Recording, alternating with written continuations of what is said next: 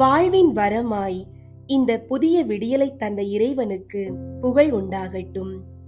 உலகம் வெளி தோற்றத்தை காண்கிறது, ஆனால் இறைவன் நம் உள்ளத்தின் நேர்மையை காண்கின்றார்.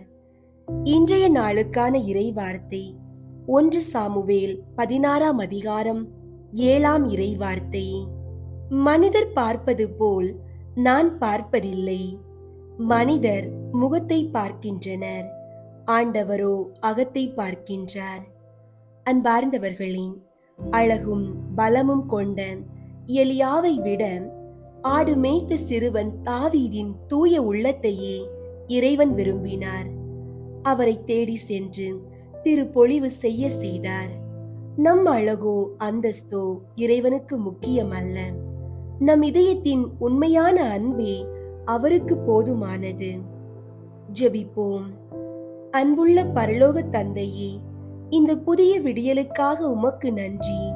ஆண்டவரோ அகத்தை பார்க்கின்றார் என்ற வார்த்தையின்படி என் உள்ளத்தின் எண்ணங்களை அறிந்திருக்கிறீர். மற்றவர்களை பிரியப்படுத்த வாழாமல் உமக்கு உகந்த பிள்ளைகளாய் வாழ எனக்கு அருள் தாரும். தாவீதை அவனது பக்திக்காக தேடி வந்து திருப்பொழிவு செய்தது போல என் நேர்மையை கண்டு என்னை ஆசீர்வதியும். என் சொல்லும் செயலும் உமக்கு உகந்ததாக இருக்கட்டும். எங்கள் ஆண்டவராகிய கிறிஸ்து வழியாக உம்மை மன்றாடுகின்றோம். ஆமீன்.